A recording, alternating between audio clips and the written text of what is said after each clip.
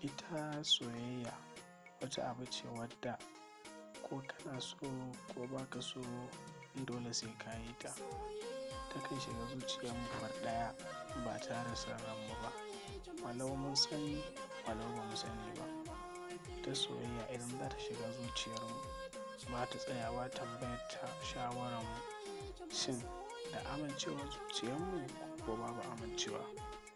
Mutane sau tari suna cewa so tsuntsu ne, yakan tashi daga wannan sheƙa ya koma wannan sheƙar. Amma ina mai so ku sani cewa duk sheƙar da aka ga tsuntsu ya tashi ya batta, to a tabbata cewa wannan sheƙar ba ta yi masa daidai ba.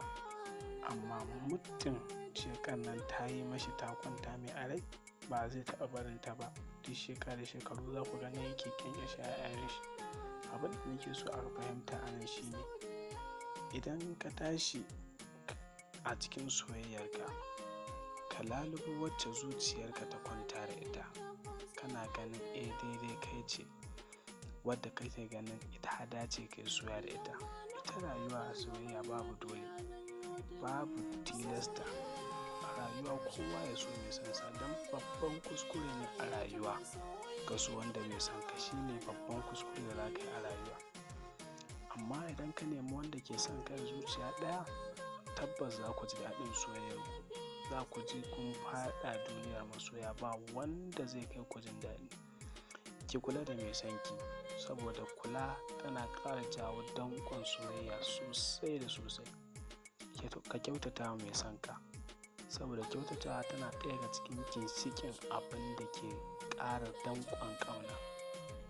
Ko da yaushe ki kasance kina tunanin mai son ki, saboda yawan tunani yana ƙara kusanci da juna. Za ki ji kamar cewa ko da yaushe kina tare da shi, saboda kina yawan tunanin shi a zuciyarki.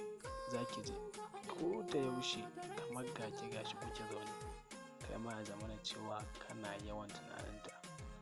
Kada ka kuskura ka sanya ma ranka cewa wata rana za ka iya rabuwa da ita ko kuma ka fara kawo tunanin rabuwa.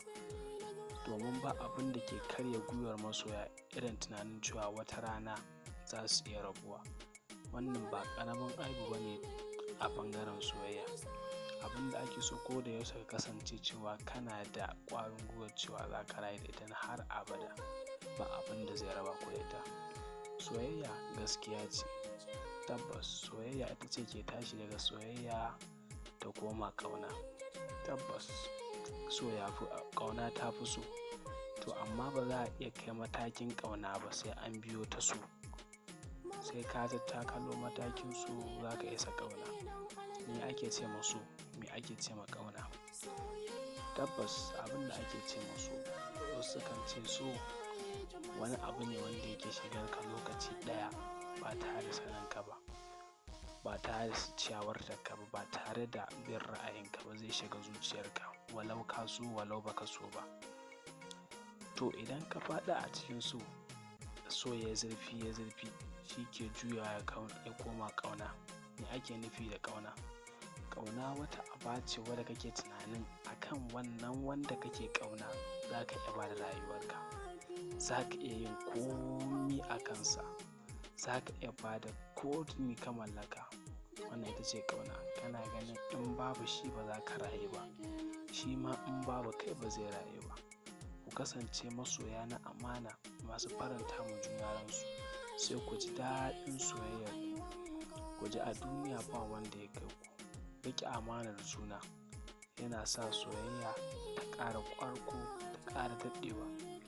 Yawan kula da juna da faranta ma juna rai, yawan tuntuɓar juna, hakan duk yana ƙara danƙon soyayya.